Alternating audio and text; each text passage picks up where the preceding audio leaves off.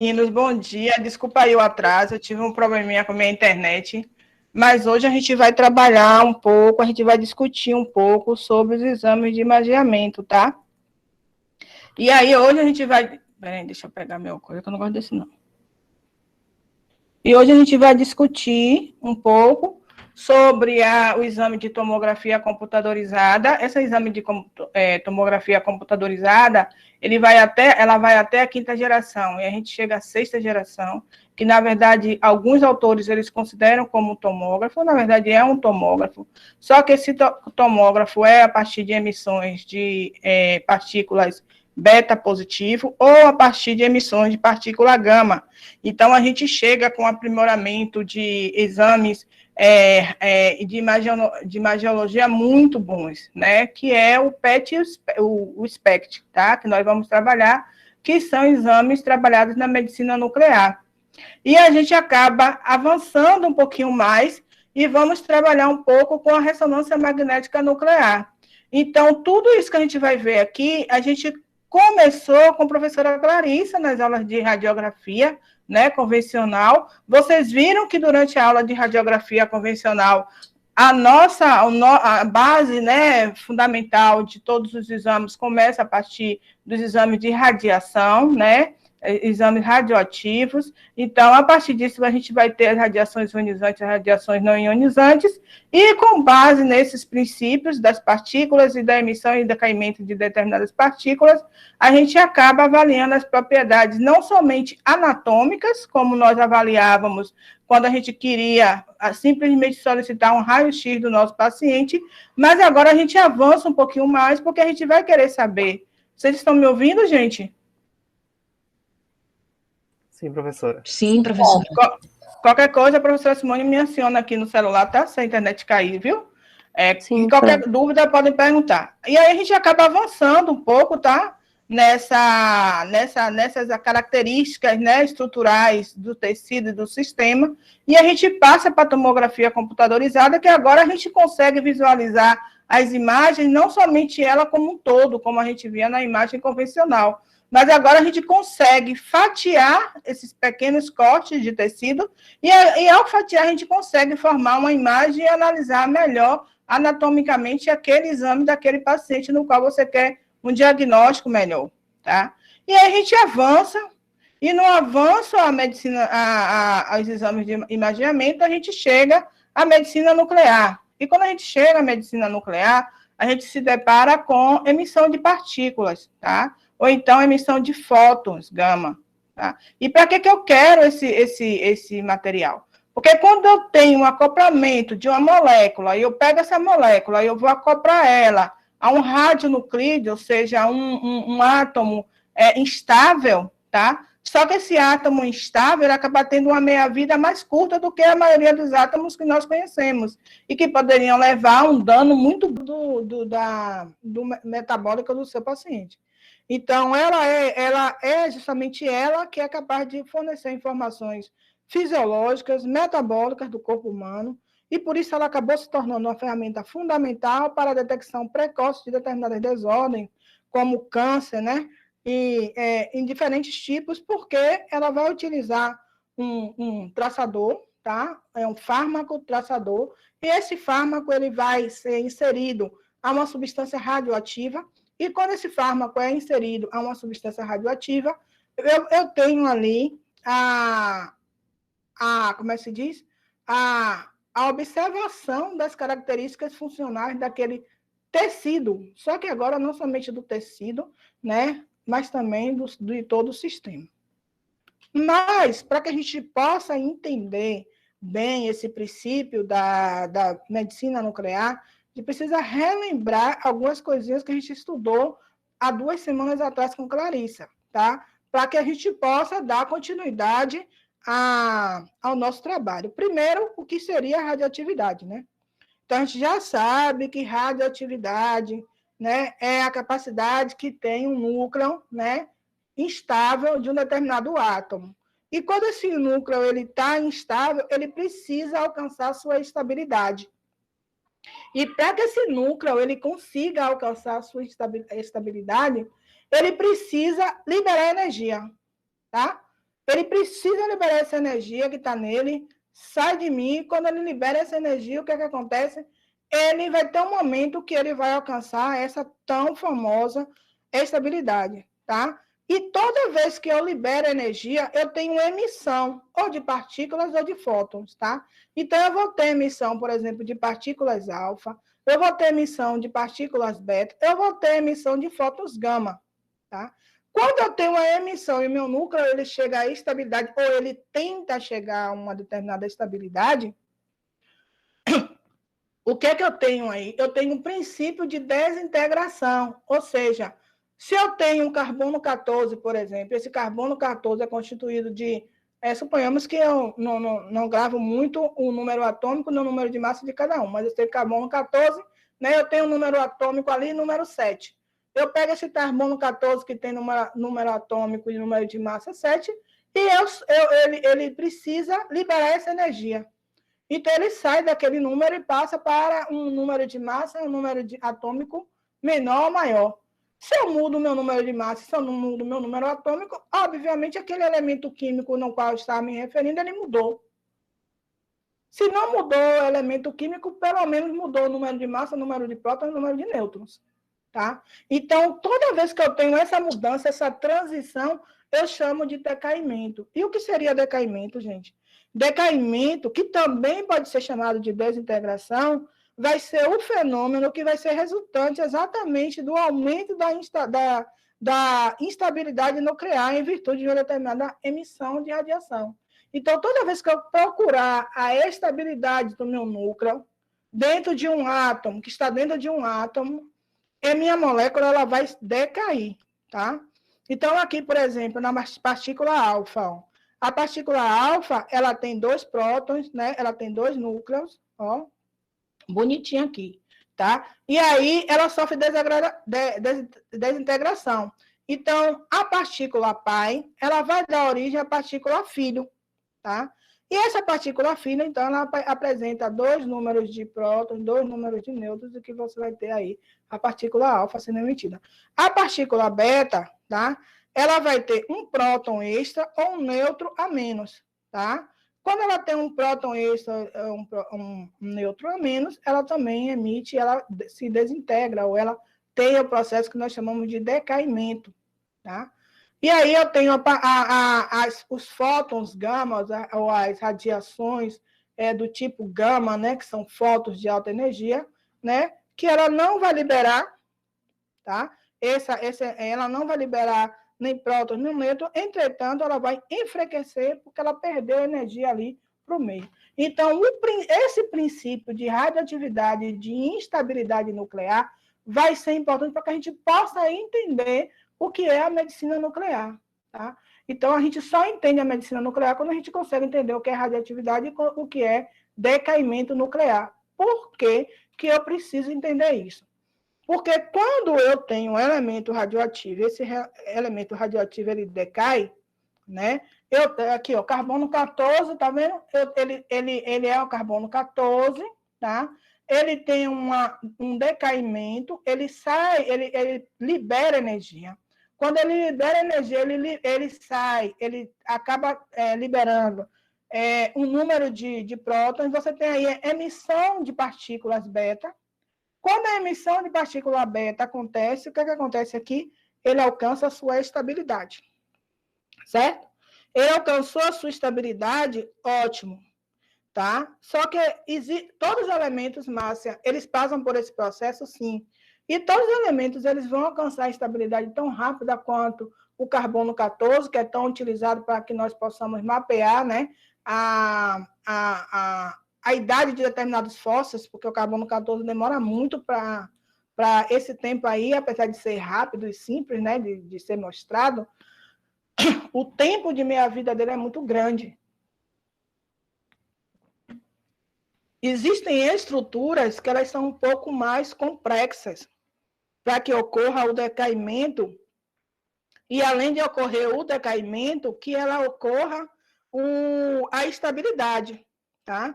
Nesse caso aqui do urânio, você tem o urânio aí, tá? Urânio 238, tá? Ele emite uma partícula alfa, ele desintegrou. Quando ele desintegra e emite uma partícula alfa, ele deixa de ser urânio, certo? E passa a ser tório. Quando ele passa a ser tório, ele já não tem mais 238, porque ele perdeu aqui número de massas, né? Saiu de 8, passou para 4, e perdeu o número atômico aqui, que ele saiu de 92 e passou para 90. Quando ele passa a ser tório, ele ainda não alcançou a sua estabilidade.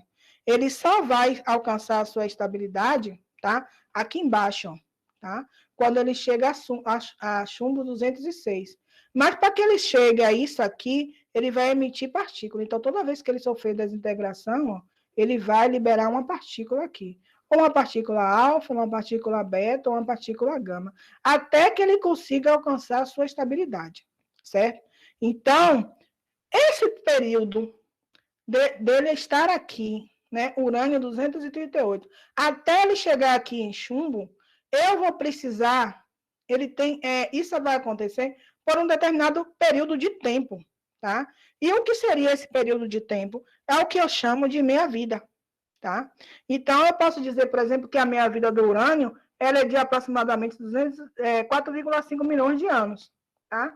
Então, a meia-vida, quando eu falo em meia-vida, é o tempo que ocorre para que minha molécula se desintegre e alcance a sua estabilidade, certo? Então, isso que é meia-vida de um elemento radioativo. Se o meu elemento ele é radioativo, se esse elemento radioativo ele está liberando energia, ele está altamente excitado, eu deixo de chamá-lo de elemento radioativo e passo a chamá-lo de radionuclídeo, tá? O que é radionuclídeo é qualquer elemento radioativo instável, tá? Então, aqui eu tenho várias séries do urânio, do actínio, do tório, para que vocês possam entender uma coisa. Essa meia-vida aqui é 50% do tempo que o elemento radioativo vai levar para poder alcançar a sua estabilidade. Mas o que significa, por exemplo, urânio, tá? Ele emitiu uma partícula alfa, demorou 405 milhões de anos para chegar ao tório. Tá? Ele só alcança a estabilidade quando ele chega aqui no chumbo 206. A meia-vida vai mudando. Ó, eu tenho 24,6 dias aqui. Aqui eu já tenho aqui, ó, questões de minutos. Alguns radionuclídeos acontecem questões de segundo e por aí vai. Isso acontece com qualquer série, tá? Por que eu preciso falar isso? Porque quando a gente olha aqui para essa tabela e a gente avalia os nossos radionuclídeos, né, a gente vai ter aqui alguns radionuclídeos de interesse. A gente tem aqui, por exemplo, ó, deixa eu mostrar a vocês, ó, deixa eu ver essa tabela aqui que eu estou seguindo, tá vendo? Mas eu tenho aqui, por exemplo, o carbono 6 e o carbono 14, tá? 11 e o carbono, cadê, meu Deus? Carbono 14 e o carbono 11. Esses dois elementos, o que acontece? Esses dois elementos, eles são muito utilizados, principalmente o carbono 14, né? Carbono 14, ele é utilizado, por exemplo, para estudos metabólicos, né? Do metabolismo da diabetes, por exemplo, pacientes que têm gota ou de anemia, você utiliza muito o carbono 14. O carbono 11 eu já uso para, se eu for aliar, por exemplo, o metabolismo da glicose, tá? Então, quando eu faço algumas técnicas da medicina nuclear, eu vou utilizar alguns desses radionuclídeos, porque, olha cá, ó, enquanto que o urânio ele demora 200 e poucos milhões de anos para decair e alcançar a sua estabilidade, o carbono, isso acontece, a meia-vida desse carbono acontece em um tempo muito curto, tá? E não era nem essa tabela aqui, viu, gente? Não, aqui, ó. Não, aqui não tem não. Mas depois eu mostro a vocês, eu tenho mais adiante. Não, é isso mesmo aqui.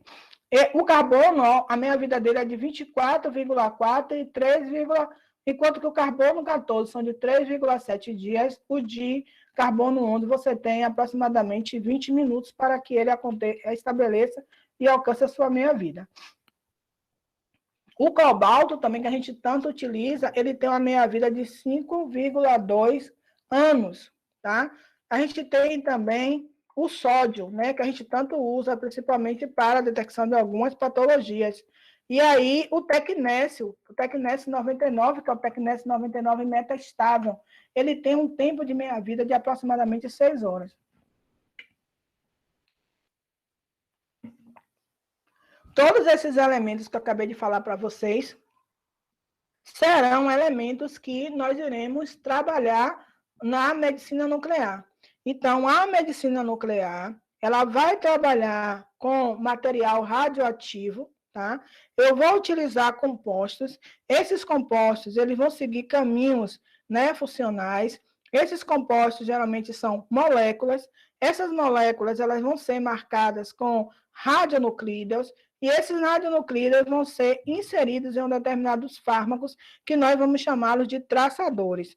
Quando a gente tem a adesão dessa molécula, né, com esse radionuclídeo, gerando o que nós chamamos de radiotraçadores, eu posso avaliar, né, eu posso não somente utilizar esse material na técnica, né, para diagnóstico, como também para terapia.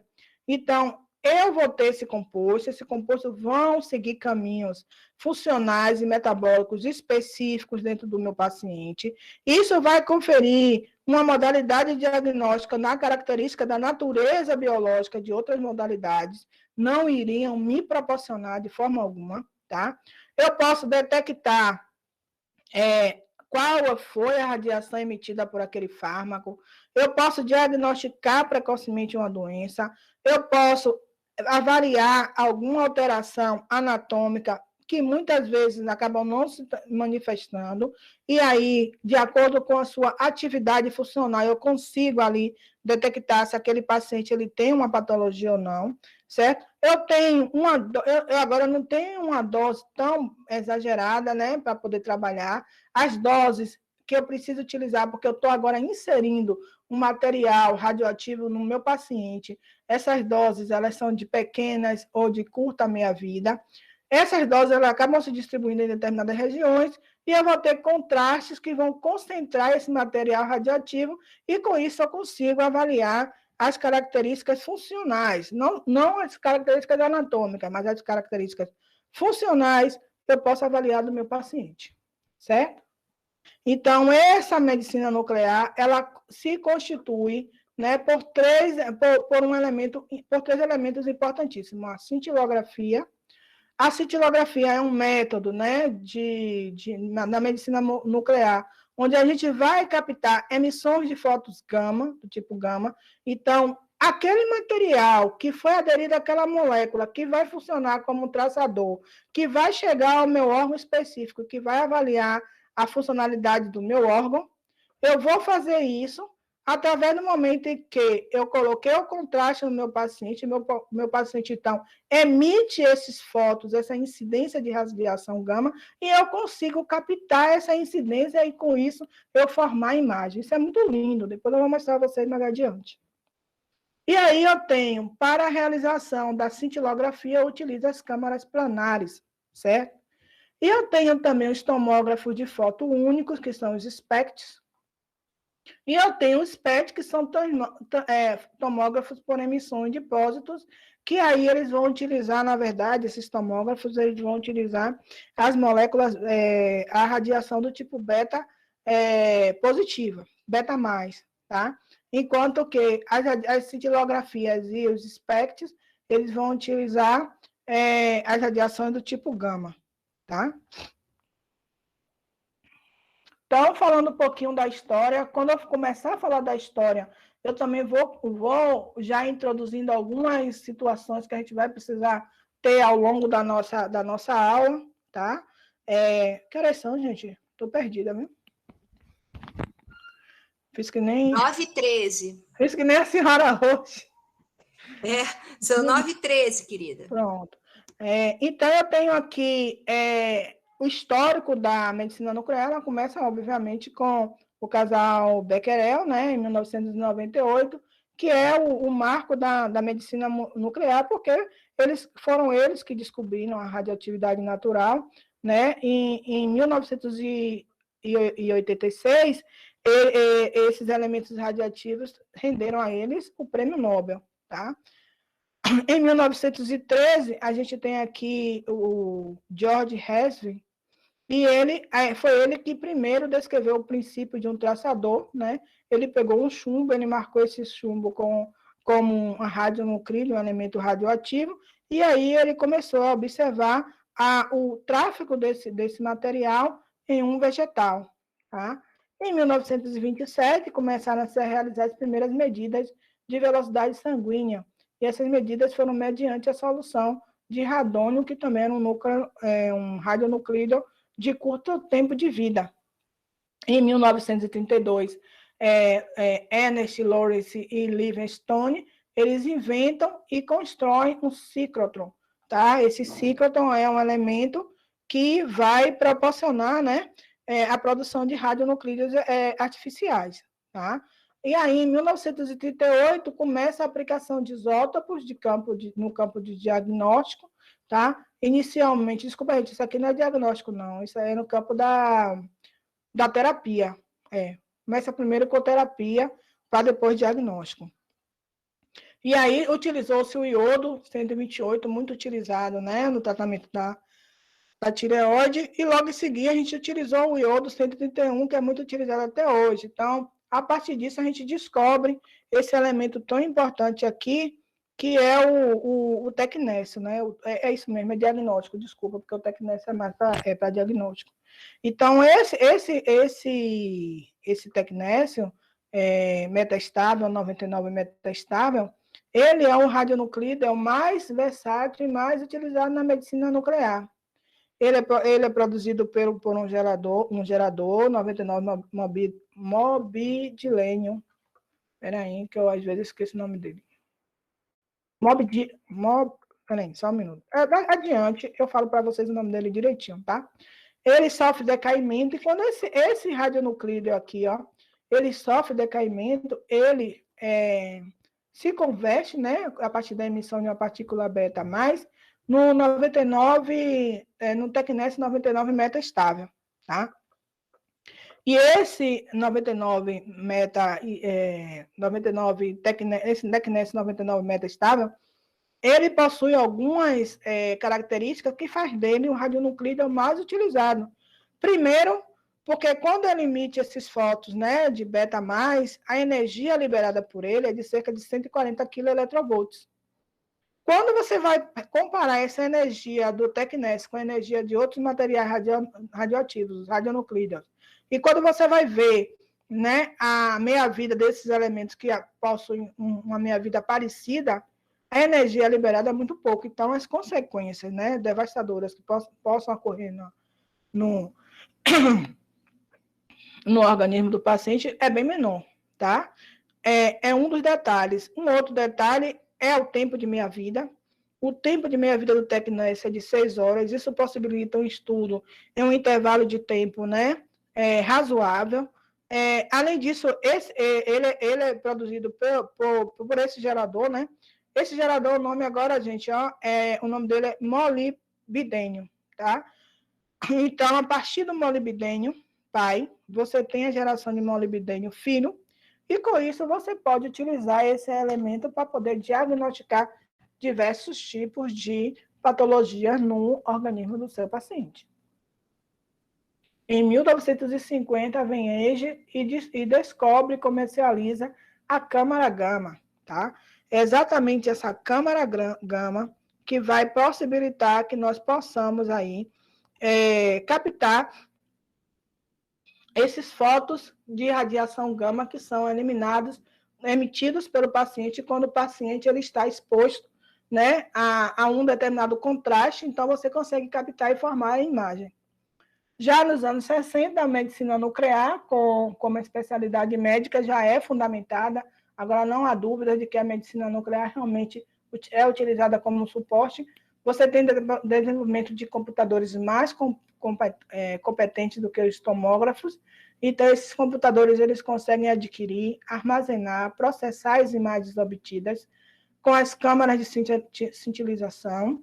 Eles conseguem extrair parâmetros fisiológicos do paciente, corrige determinadas distensões que podem estar associadas ao processo de formação dessas imagens e acaba evidenciando as estruturas de interesse médico, né, e que são importantes. A partir dessa informação, nos anos 70, surge, então, o SPECT, que são os tomógrafos por emissão de foto único, e surge o PET também, que é o tomógrafo por emissão de pósitrons. Nos anos 80, esses equipamentos evoluem de tal forma que nós já conseguimos, a partir deles, diagnosticar doenças cardíacas, e atualmente a gente não tem somente o exame de PEC, nem o exame de SPECT, como também a gente tem o PET-SPECT, tá? Ou TC-PET ou TC-SPECT, que é o composto, né, das duas. Agora você pode ter não somente a avaliação fisiológica, funcional do órgão do seu paciente, mas também você agora já pode associar, né, as características anatômicas juntamente com as características fisiológicas do seu paciente funcionais. Então, você já tem a tomografia PET ou a tomografia SPECT, tá? Que é a associação desses dois elementos.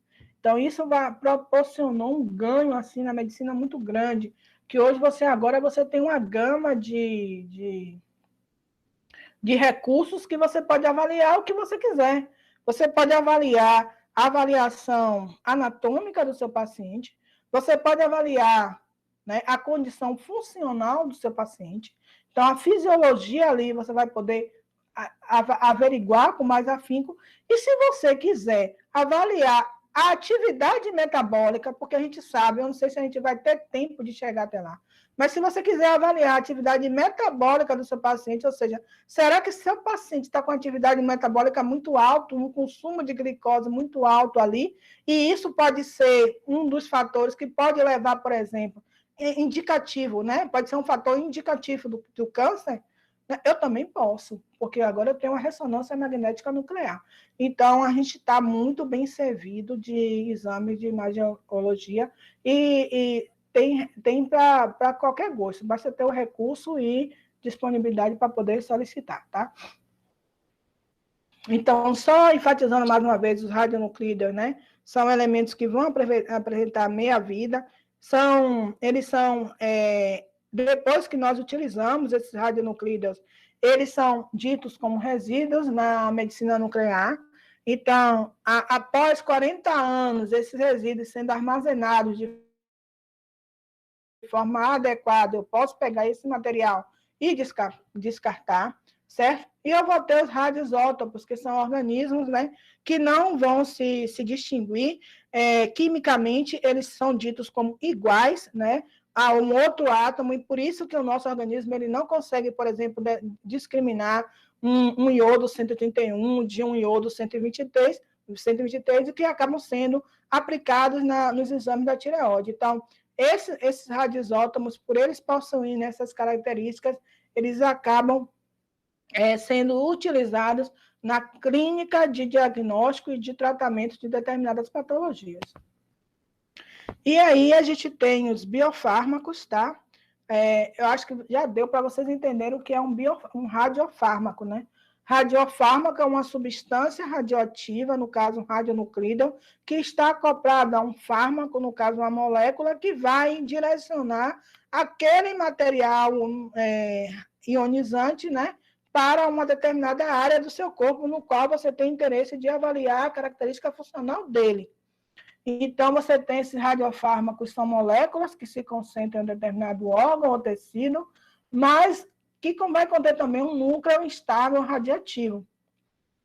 A utilização desses radiofármacos, que a gente tem vários no mercado, vai depender do objetivo do diagnóstico, do metabolismo do organismo, ele irá concentrar automaticamente esse material. Você precisa ter uma dose adequada, geralmente a gente utiliza a pequena dose, quando comparado com aqueles aparelhos de raio-x convencional, e esse também é mais um ganho para a medicina, porque aí você não precisa expor seu paciente a uma quantidade tão grande de radiação, tá?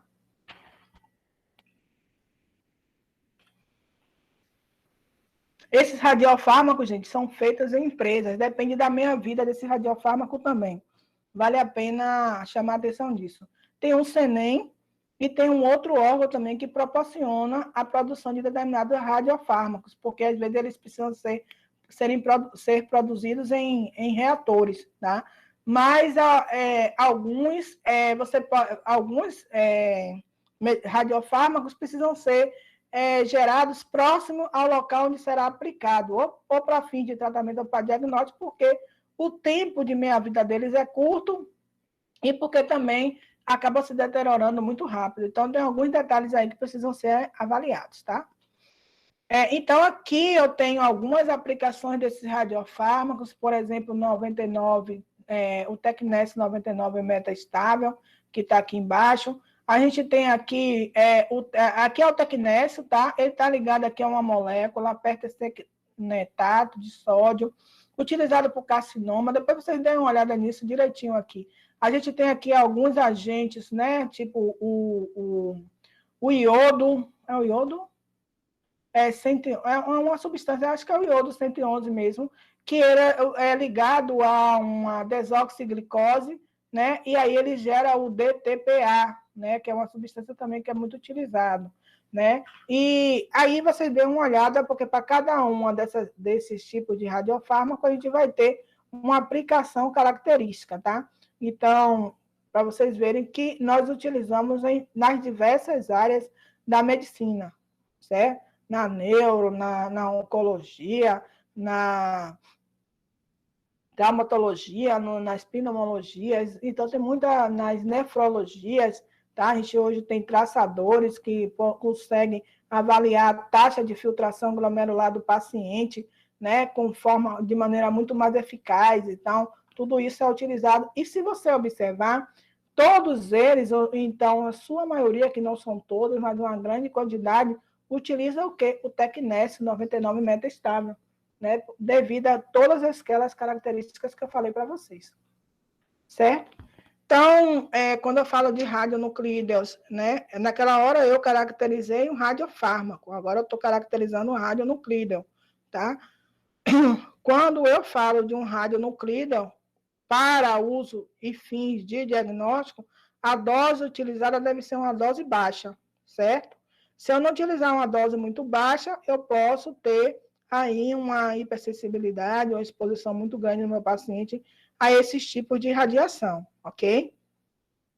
Além disso, se eu for utilizar para tratamento, aí o negócio já muda. Se é para tratamento, se eu quero combater uma célula cancerígena, uma região específica, a dose ela vai precisar ser mais elevada, e para isso eu vou precisar isolar o meu paciente até que os níveis de radiação eles caiam a fundo, ou seja, até que aquela taxa, né, aquele nível de decaimento, a estabilidade do radionuclídeo aconteça, e que eu não tenha mais nenhum resquício desse material no meu paciente. Esses radionuclídeos, eles podem ser produzidos em serviços, né? Eles vão de produção artificial, em serviços de medicina nuclear. Eles podem ser feitos através de reatores. Esses reatores são chamados de reatores de fissão nuclear, tá? Esses reatores de fissão nuclear geralmente estão nesses grandes centros, como o CENEM, por exemplo, que produz. Eu até fui convidada a passar por lá, que eu fui no CNPEM, que era uma estrutura física muito próxima do CENEM, né, onde eles estavam proporcionando um workshop de proteômica. Então, eu passei uma semana lá, e aí tinha um cara malucão lá, que era de física, que quem é de física é meio que doido, né? Quem faz biofísica, essas coisas assim, professor Simone que não nos ouça, mas a gente não é meio normal, não. Aí eu fui com ele ver a estrutura, né, bem longe, assim, que eles não deixam muito quem é de fora entrar, não, mas deu para ver que é uma coisa assim bem monstruosa. E a gente tem os aceleradores de partícula, né? Esses aceleradores de partículas podem ser produzidos também no CENEM, né? E esses aceleradores de partículas, eles são constituídos pelo ciclotron, né? Que é essa estrutura aqui, ó. Esses ciclotrons, eles são constituídos não somente pelos ciclotrons, como também como os prótons, apresentam campos eletromagnéticos, onde você vai ter aí o choque entre as moléculas, entre as partículas, você vai ter uma colisão, e quando você tem a colisão nesse campo eletromagnético, você vai ter, então, a produção desses radionuclídeos, tá? Tudo controlado em indústrias e empresas que são responsáveis pelo controle de material radioativo, certo? E aí, quando você tem o choque dessas moléculas, a colisão dessas moléculas nesse meio, nesse campo, que vai proporcionar, você vai ter aí a produção de partículas beta positivas, e aí, então, com essa partícula beta positiva, você vai utilizar o recurso para a medicina nuclear. Os principais emissores de pósitrons, né, são os radionuclídeos do carbono, como eu falei para vocês, o nitrogênio, o oxigênio, o flúor 18, o flúor 18, gente, desculpa, naquela hora que o DP é o FDP alguma coisa, que é associada à molécula de desoxiglicose, e aí, de oxiglicose, e forma o flúor desoxiglicose, que é ele que vai analisar, avaliar toda a atividade, né, funcional de uma determinada região e inferir se o paciente ele tem um câncer ou não. O galho 68, o rubídio 82 são elementos que são emissores de partículas, né, beta positivas, que podem ser produzidas ou pelos reatores ou pelos aceleradores de partículas. Alguma dúvida, gente? Tem alguém aí? Sim, para a gente, tá? Sim, sem dúvida não. Pronto, aí o Tecnécio 99 metastável, só para fixar na cabecinha de vocês, tá? Então, ele, como eu já havia dito para vocês, ele é o principal radionuclídeo, ele é utilizado na medicina nuclear, porque ele tem um tempo de vida muito curto, de aproximadamente 6,02 horas. Ele decai, quando ele decai, ele elimina, né, libera fótons de energia de aproximadamente 140 kV, tá? Então, isso faz com que você tenha aí uma exposição do paciente bem menor. A produção desse tecnécio 99 metastável vai se dar pelo gerador de molibdênio, tá? Um gerador de molibdênio, acho que porque, como vocês não são muito da área de diagnóstico, acho que vocês não vão muito entender, mas a gente tem na área de diagnóstico os cromatógrafos, que são elementos que a gente vai purificar proteínas ou identificar uma proteína no meio de um banho, no meio de um monte de proteínas. Então, esses geradores, eles funcionam como se fosse um cromatógrafo. Então, você tem um material radionuclear ali, ele vai sofrer o processo de desintegração, a gente vai ter uma coluna, e nessa coluna a gente vai ter a coluna de entrada e a coluna de saída, e em cada uma dessas colunas, você vai ter aí a inserção desse elemento, desse molibdênio, e no outro a gente vai ter a saída do elemento que nos interessa, que no caso é o tecnécio 99 metastável. Então, aquela imagem que eu mostrei para vocês, né, do decaimento do chumbo, agora eu mostro do molibdênio. Quando eu tenho decaimento do molibdênio, eu tenho um tempo de meia-vida dele aqui de 66 horas, né, porque ele emite uma partícula beta positiva e passa do molibdênio para o tecnécio 99 metastável, tá? Só que desse tecnécio 99 metastável, que é o que nos interessa, né? É que ele vai ter aqui uma emissão de uma partícula gama. Quando ele emite a partícula gama, eu tenho aqui o 99 tecnécio. E é exatamente ele que vai me interessar, porque ele tem um tempo de vida menor. Ele tem um tempo de vida de aproximadamente 6,2 horas. Ele vai sofrer um outro decaimento até chegar aqui ao rubídio, mas isso não me interessa. É quando ele chega ao seu estado de estabilidade, que é de aproximadamente 200 mil anos, tá? Muito grande o tempo para que ele chegue à sua estabilidade, mas não me interessa saber quanto tempo ele vai durar. O que me interessa é saber que quando ele sofrer decaimento e ele chegar ao tecnécio 99, aí sim eu vou recolher aquele material, então eu vou poder utilizá-lo não somente para diagnóstico, como também tratamento. Então, o caminho desse radiofármaco, ele vai se dar a partir do urânio, né? O urânio chega no gerador de tecnécio, ó. O urânio é processado e irradiado com feixes de nêutrons por uma semana nesse reator. Ó, o reator bonitinho, né?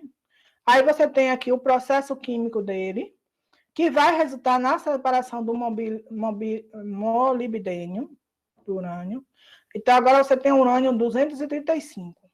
Aí você vai ter uma solução de molibdênio 99 com alta pureza, por isso que eu digo que ele parece muito com cromatógrafo, tá? Aí você vai ter esse molibdênio aqui, ó, sendo liberado em forma de cápsula. Eles são encapsulados e enviados para a radiofarmácia. Radiofarmácia é um local que é tipo, a gente tem nos hospitais os postos de farmácia, né? A gente tem a farmácia satélite, a gente tem a farmácia local e a gente tem as farmácias de produção. Vocês veem isso muito, sabe onde? Lá no Hospital do Câncer, que é o nome Aristide Maltês, tá? A gente tem essas farmácias de radiofármacos, tá? E aí elas ficam próximas, elas recebem esse gerador de tecnécio, e aí nessa radiofarmácia, essas cápsulas de molibdênio, elas são depositadas nos geradores de tecnécio, que são encaminhados para os hospitais e clínicas, tá? Aí, quando você chega lá nesse gerador, é que você vai ver isso aqui, ó. Ela já na ampolazinha bonitinha, e aí você só vai retirar o material e injetá-lo no paciente, tá? A depender do tipo de dose que você vai injetar. Então, o médico, né, especialista com a sua especialidade clínica, é que vai determinar qual é a região de interesse, se é o corpo todo ou se não, né? E se para que fim que você vai utilizar esse tecnécio. O que importa é saber que, em qualquer finalidade, o que você vai querer ver é a avaliação funcional, fisiológica do seu paciente. Mas, por trás disso tudo, a gente vai ter todas essas características físicas que se fazem necessárias para que a gente possa compreender melhor o exame da medicina nuclear. Que horas são? Então, só recapitulando, esse gerador de molibdênio 99, ele é um radioisótopo, né, do molibdênio 99 estável, produzido na ativação neutrônica em um reator nuclear. Ele vai possuir uma meia-vida de 65,94 horas, aproximadamente 2,75 dias. Com isso, ele vai decair, vai emitir partículas beta positivas, gerando o tecnécio 99, com aproximadamente 17,7% do total daquele material que foi gerado. Esse tecnécio 99 metaestável, né? Esse aqui, ó, gera o tecnécio 99 metaestável, e esse tecnécio 99 metaestável, ele vai emitir um fóton do tipo gama, e essa radiação do tipo gama é que vai ser utilizada para a medicina nuclear. Uma história para a gente chegar aqui, né, gente? Então, esse gerador, ele vai possuir uma coluna de alumina. Essa coluna de alumina, ela vai estar aqui, ó. O tecnécio 99, ele vai se acumular, vai se dissolver na forma de solvente. A coluna, ela vai possuir dois acessos, o acesso de entrada e o acesso de saída, totalmente blindada por chumbo. Esse material, ele sofre uma eluição, uma emulsificação primeiro. O tecnécio, ele é adsorvido. Cuidado que a dissolução não é igual à absorção. Adsorvido significa que ele é capturado, ele é sequestrado, ele é mantido na parede do gerador, tá? E aí, por ele estar ali preso naquela parede do gerador, o que é que você vai fazer? Você vai dar uma solução salina, né, para poder emulsificar aquilo ali, e toda vez que você precisar retirar o tecnécio, você vai lavar aquela solução, vai eluí-la inúmeras vezes, até que ela chegue ao tecnécio, e aí quando ela chega a essa tecnécio com um grau de pureza aceitável para ser aplicado no seu paciente, é que então a gente acaba retirando esse material desse local. Vale ressaltar que quando a gente faz isso, né, a gente precisa estar renovando o tempo todo a quantidade de molibdênio, tá? Porque ele permanece aí por aproximadamente uma semana. Toda vez que você for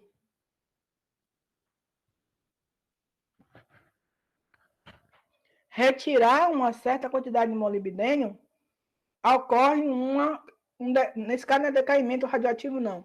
Ocorre um decaimento da concentração desse molibdênio nessa região, certo? Então, você precisa estar repondo o tempo todo essa solução. Então, aqui foi aquilo que eu falei com vocês, ó. A gente faz uma eluição, a gente não, desculpa, é que eu sempre troco isso com... Eu não troco, eu faço associação sempre com o meu cromatógrafo, tá? Então, você faz uma solução de salina aqui, ó. Essa solução de salina lava o material ele está sequestrado na minha coluna de alumínio aqui. Essa coluna de alumínio, eu não procurei saber, mas com certeza ela deve ter afinidade para com o molibdênio, porque ele fica adsorvido, né? Eu olhei em diversas literaturas e ela fala disso, um processo de adsorção desse material. E aí, depois, a gente coloca a substância, o eluato, o próprio nome já diz, né? Ele vai eluir essa substância, e quando ela elui essa substância, você, então, consegue retirar. Aqui é só para mostrar para vocês, né? A gente não esquecer das características físicas, o gráfico mostrando a curva de atividade do gerador do Tecnes e a lavagem a cada 12 horas, foi o que eu falei para vocês, ó, em razão de uma determinada concentração. Toda vez que eu tenho esse pico aqui, ó, eu preciso realizar uma eluição, ou seja, uma lavagem desse Tecnes, para que eu chegue a um grau de pureza muito grande. Mas, em contrapartida, a concentração de molibdênio acaba caindo, porque ele vai embora junto com essa lavagem. Então, por isso que você vai precisar repor o tempo todo essa quantidade. Tá? Então, esses radionuclídeos, né, a medição da atividade das amostras, ela vai ser feita, que eu preciso ter um controle desses elementos radioativos nos quais eu estou trabalhando. Então, eu vou medir isso com o curiômetro, tá? Período de utilização do gerador precisa anotar também. Outros radionuclídeos vão possuir meia-vida maiores e, por isso, eles podem ser fornecidos em frascos, tá? Então, se eu tenho um iodo 131, o galho 67, o talho 201 e o índio 120, 111, eu posso pegar esse material, encapsulá-lo e encaminhar para a farmácia de radiofármacos. Porque aí dará tempo de eu poder administrar melhor o tempo, tudo mais, com o meu paciente. Então, não se faz necessário que seja produzido pelos geradores, como acontece com o Tecnes 99 metastável. Então, no laboratório de manipulação dos radionuclídeos, eles vão preparar o material. Eu vou ler, tá, gente? Porque a gente já falou tanto disso, eu antecipei um pouquinho, só para a gente seguir e caminhar mais um pouco. A associação do fármaco com o radionuclídeo, a radioproteção, contato devido à incorporação. Então, você precisa ter, quando a gente falou na primeira semana, né, sobre os radiodermites, sobre a quantidade de radiação que são inseridas no seu paciente, a dose, tudo isso precisa ser evitado. Então, toda vez que você estiver manipulando, o seu paciente estiver te manipulando, você tem que ter o cuidado com o contato, com a ingestão, com a inalação desses elementos. E aí a gente chega à cintilografia, que são câmaras planares, chamadas de gama câmaras, tá? Essas gama câmaras, ou chamadas também de cintilografias planares, elas são dispositivos que conseguem captar, né, elas são capazes de captar um determinado tipo de radiação. Nesse caso, as radiações que nós chamamos de radiação do tipo gama, tá? E essas radiações, elas são precedentes do paciente. Então, quando o paciente está na mesa ali, ele emite essa radiação, e essa radiação, ela então vai ser captada, tá? Como é que essa radiação chega ao seu paciente? Ela vai chegar por uma injeção intravenosa, tá? Onde vai ter ali o seu radiofármaco, e a partir de determinados procedimentos que não nos cabe agora, porque é mais detalhista para o pessoal da enfermagem, porque o pessoal da enfermagem vai trabalhar com essa coisa do preparo do seu paciente, você que vai determinar a dose, mas a enfermagem que vai cuidar diretamente do seu paciente, mas você vai precisar avaliar depois das suas análises. Então, você tem determinados procedimentos que são feitos, né, para que você possa obter uma melhor qualidade da imagem. E essa imagem, ela é chegada a você em 2D e 3D, tá? E esse sistema planar, ele é constituído por colimador, tá? O colimador nada mais é do que uma placa de chumbo, né? Essa placa de chumbo fica acima do paciente, a um determinado ângulo, e aí você vai ter os feixes de radiação, e esse colimador, ele vai detectar as quantidades de elementos de radiação que é incidido por você. E aí esse colimador, ele recebe, e aí você vai ter um sistema que é chamado de fotomultiplicador, e esse sistema de fotomultiplicador é que vai detectar aquele sinal, tá? E vai amplificar aquele sinal de radiação eletromagnética que está sendo chegada por aqueles raios que foram emitidos pelo corpo do seu paciente. Então, é exatamente isso aqui que acontece. Você tem os fotomultiplicadores, você tem o paciente injetou nele a radiação do tipo gama, o colimador absorveu, os cristais converteu isso em energia elétrica, e essa energia elétrica, então, é amplificada esse sinal, e esse sinal, então, é detectado e amplificado esse sinal para que seja convertido em imagem de 2D e 3D.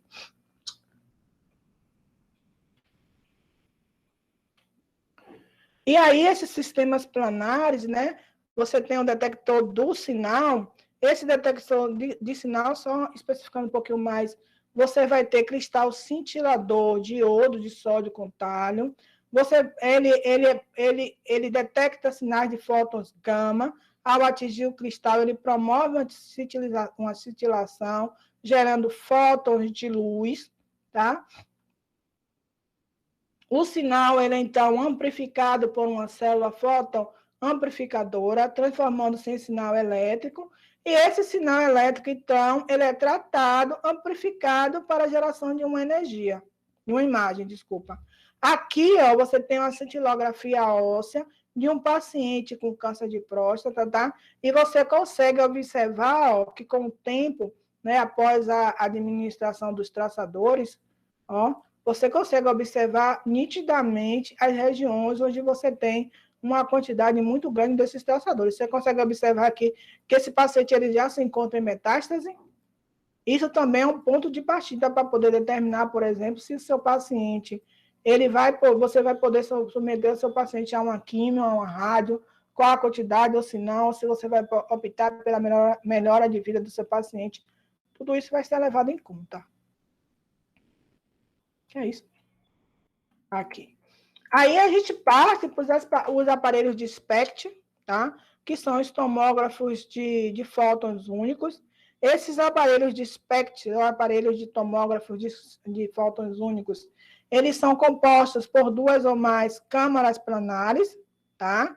Essas câmaras planares, elas podem estar dispostas em vários ângulos, tá vendo aqui? Você vai ter aí a geração da imagem no computador e a reconstrução dessa imagem. Ela possui 2 câmaras, ó, 2 câmaras acopladas a ela, tá? E ela acaba emitindo fótons únicos gama, tá?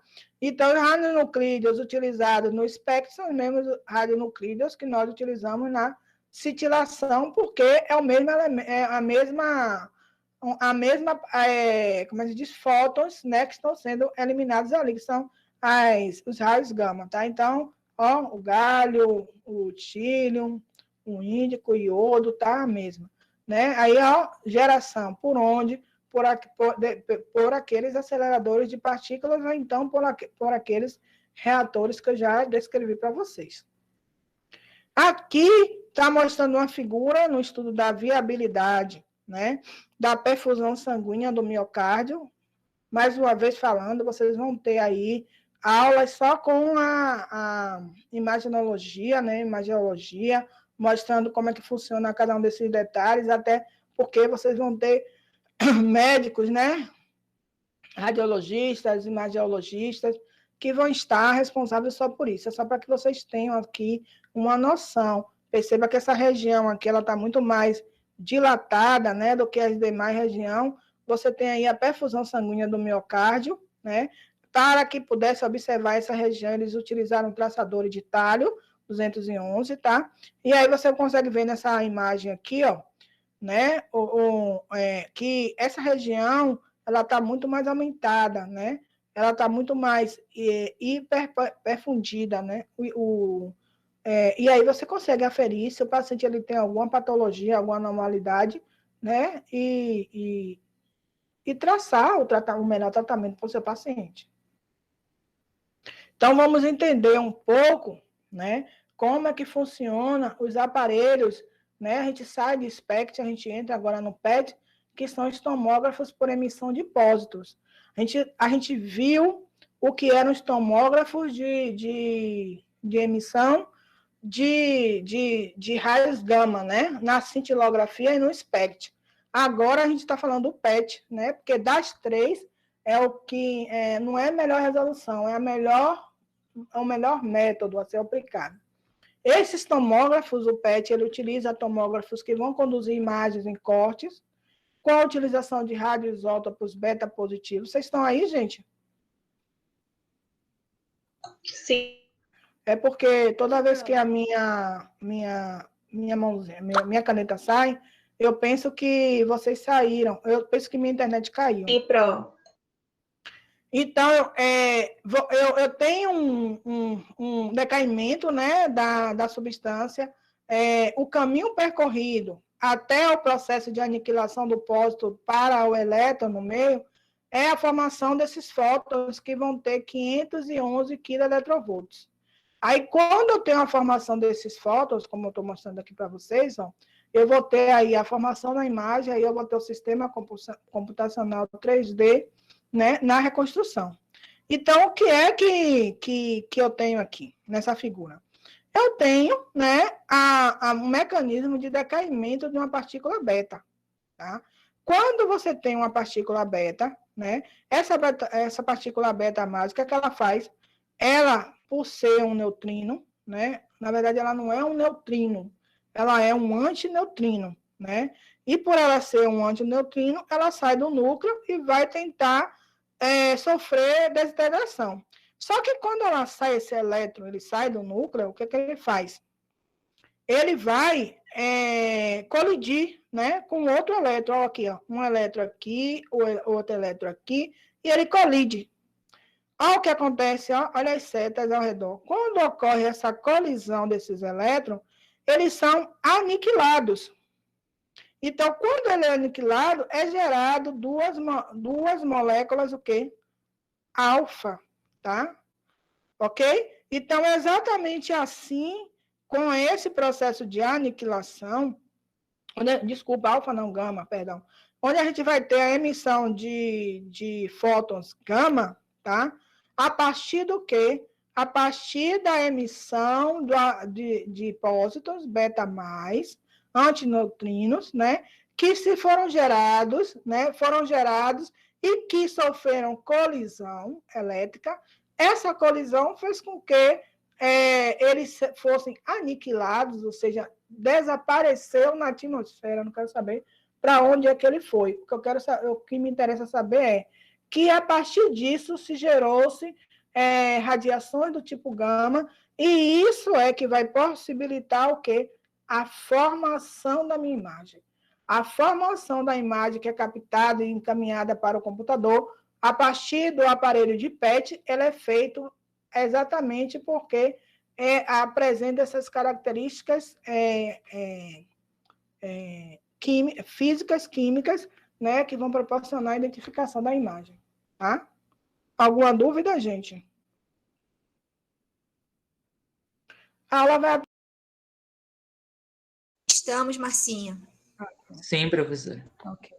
E aí, esses aparelhos de PET, né, apesar, gente, deles serem muito parecidos, né, eles apresentaram uma semelhança muito grande entre um e outro, a gente pode se confundir e achar que um aparelho é igual ao outro. Eles não são, certo?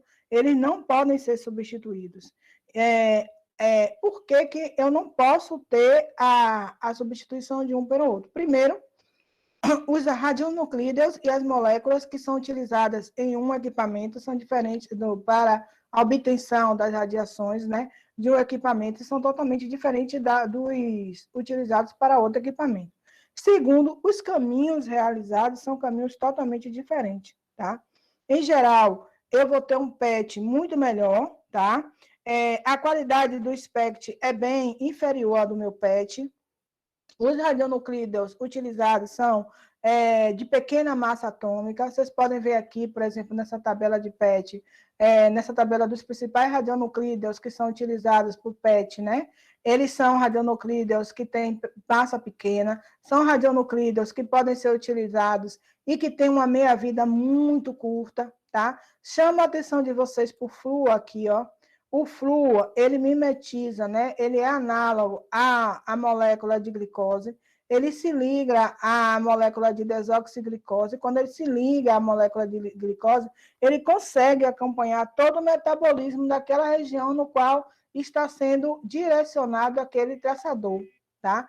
Então, com isso, eu consigo avaliar, por exemplo, a função metabólica daquele tecido. Se eu tenho, obviamente, uma grande quantidade de glicose, é porque naquela região eu posso inferir que naquela região possa ter alguma lesão, né? Pode estar num processo de neoplásico, um processo neoplásico muito grande, tá? Então, daí é dada a importância, tá? Então, o PET, ele me fornece essas informações que são informações metabólicas, tá? E que são importantes para que eu possa inferir, por exemplo, se o paciente ele tem um determinado tipo de câncer em um determinado tecido.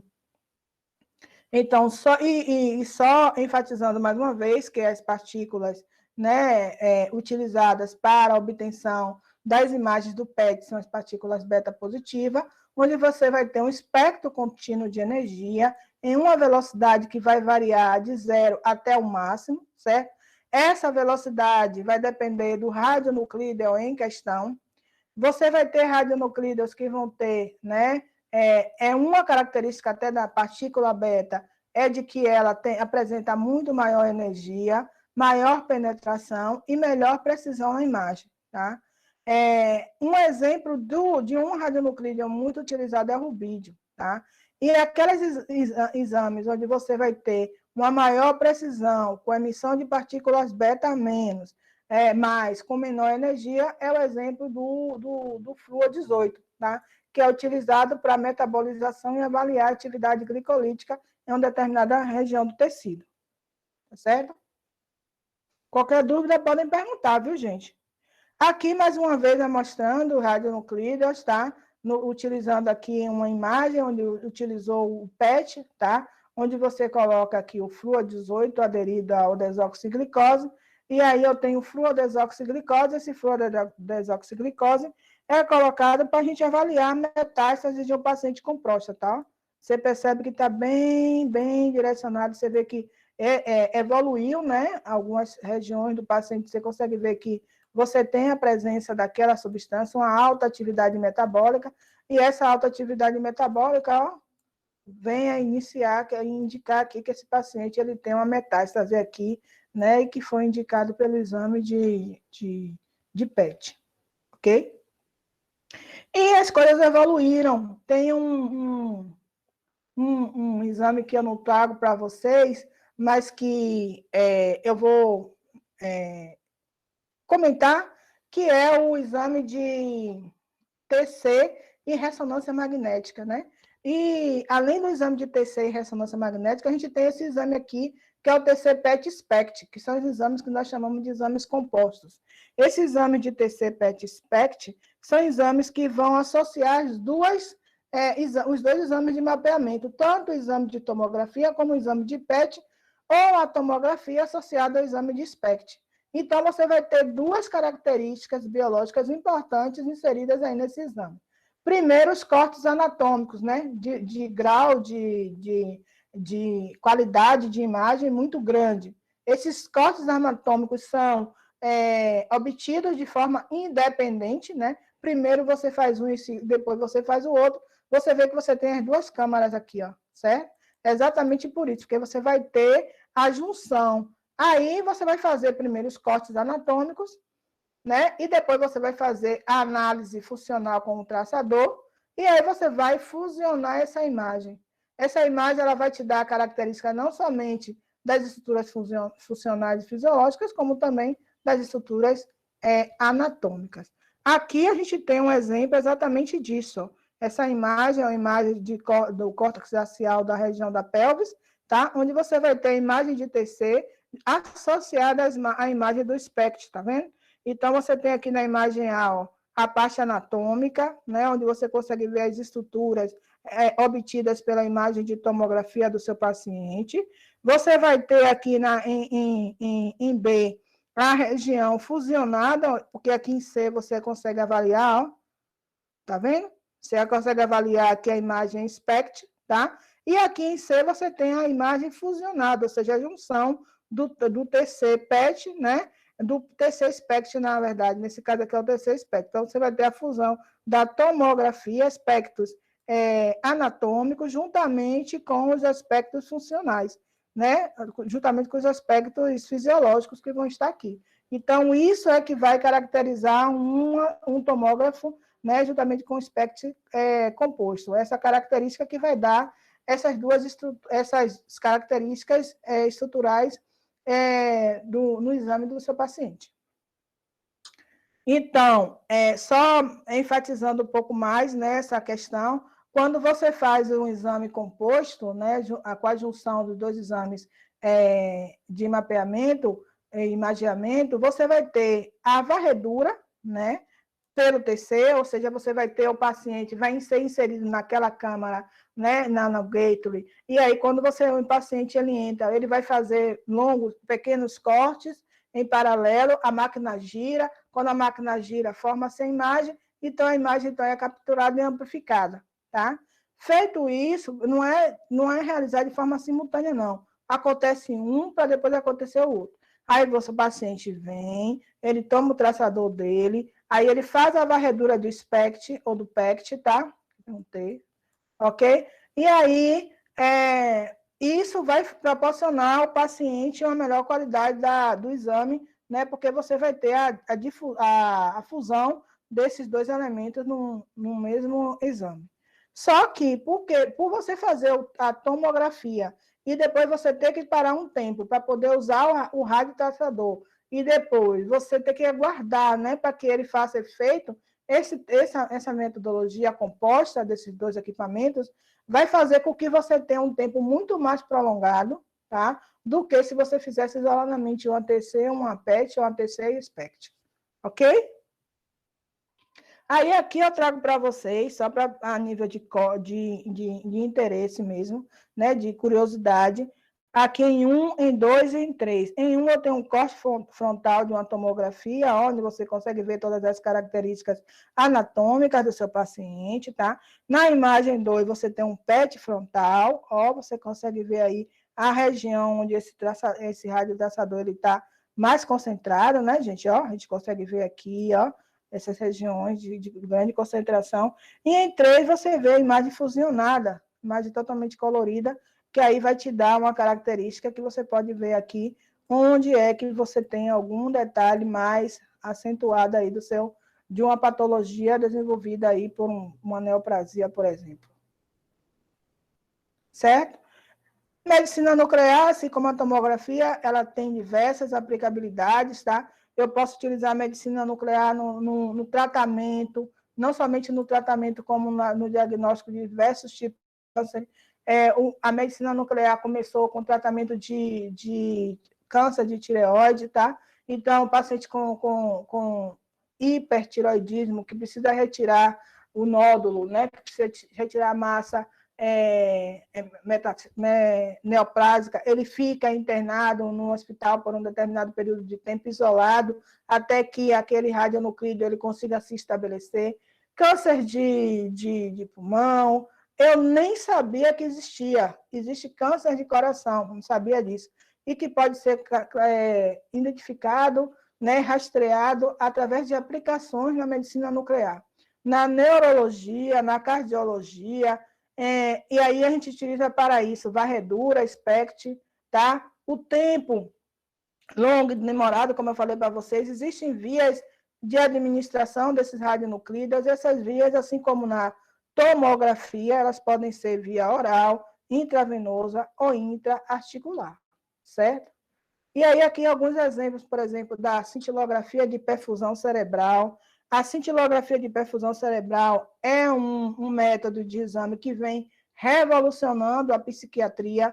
A psiquiatria, nós não tínhamos, até então, um método que pudesse definir determinadas doenças, como a doença de Parkinson, a doença de Alzheimer, o AVC.